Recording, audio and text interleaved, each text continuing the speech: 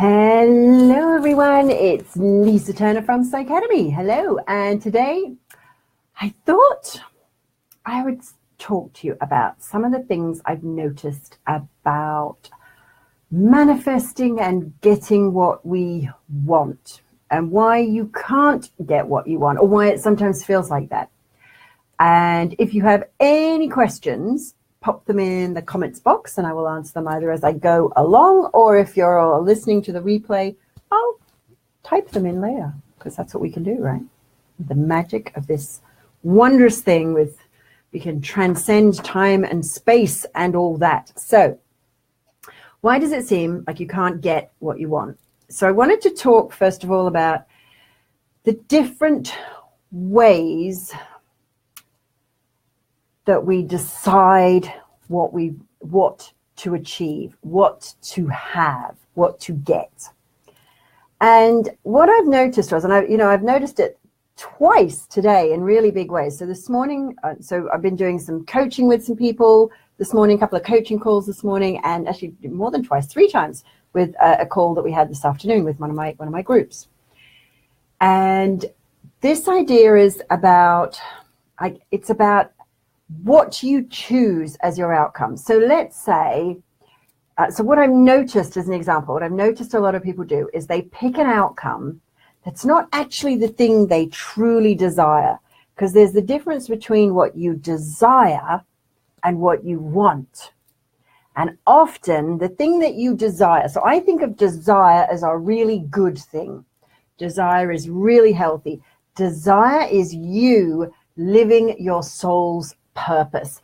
Desire is that yearning, that feeling that the feeling of desiring to have something, to do something, to express yourself, to express your soul. And it's always good. It's always about expanding yourself, helping other people, changing the world for the better. True desires are always that. But what happens is we've learned over our lifetime to kind of squash and suppress our true desires because they might not seem very realistic, or we just don't know how to achieve them. And often we get our desires, we start getting a kind of this awareness of them when we're quite young, and we're often way too young to start living them. So what we do is we kind of forget about them. And then we realize, going through life, I need to make money, and I need a job, and I want to have a house, and I kind of want normal stuff. And there's nothing wrong with this, by the way. But the problem is that often what we want isn't part of and isn't really intimately and deeply connected to our true desires.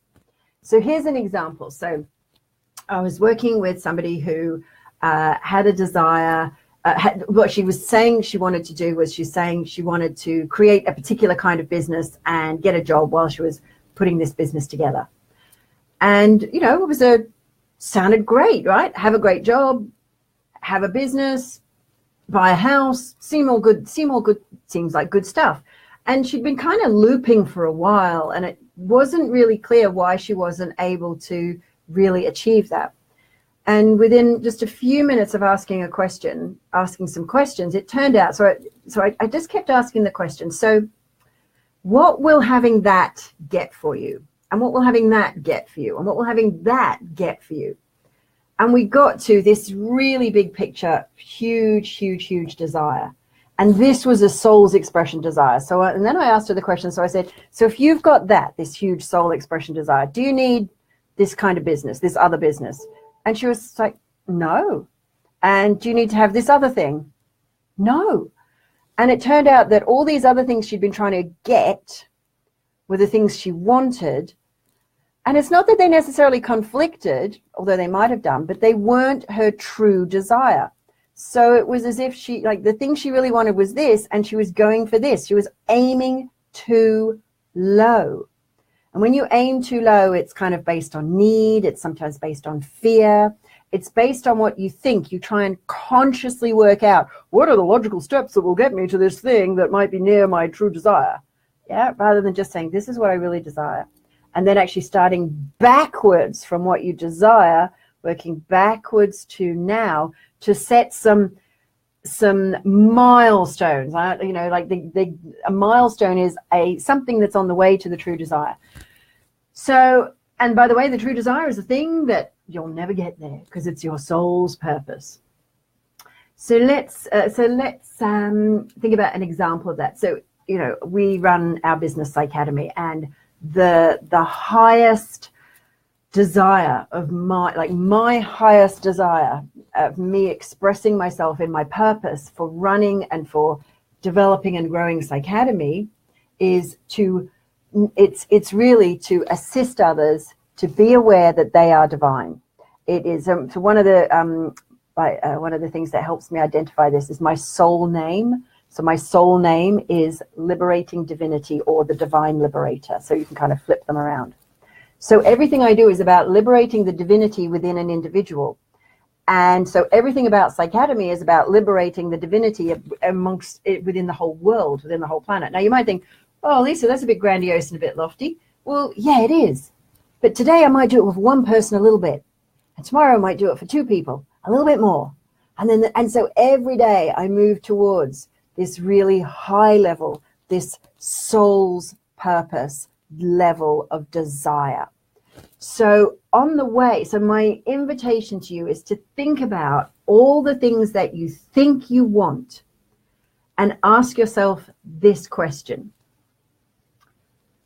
What does having that do for me? What does it allow me to do? What does it enable me to do? So when you've got that one thing, so maybe it's, okay, I want a new job. Okay, so what would having that enable you to do? Go to the next level. And you might go, okay, well, having that job will enable me to be financially free. Okay, so what would having financial freedom, what would that enable you to do? Okay, well, that would enable me to choose whatever I do during my day. Okay, great. So if you've got that and you can choose whatever you want to do during the day, you can do whatever you want. What would that enable you to do? So you go higher. You notice you're going higher and higher and higher to get to your soul's level desire. So what would that enable me to do? Well, that would enable me to, if I can choose what I want to do and do what I want to do. So the question might be like, well, what would you do? Well, I'd run workshops and trainings and courses that would enable people to connect to their divinity. Great. And if you've got that, what would that enable you to do? Well, there's nothing more. I would just do more of it and more of it and more of it and more of it.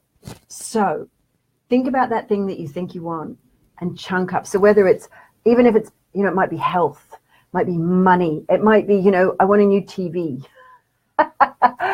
Most people don't really want a new TV, right? Like they think they do. And there's nothing wrong. You can have a TV. There's nothing wrong with that. Provided you also have you're experiencing and expressing your soul's level desire. So what I'd love for us to do, and one of the things that I've learned is like, as a collective, like the collective consciousness has power. So here's my invitation to you.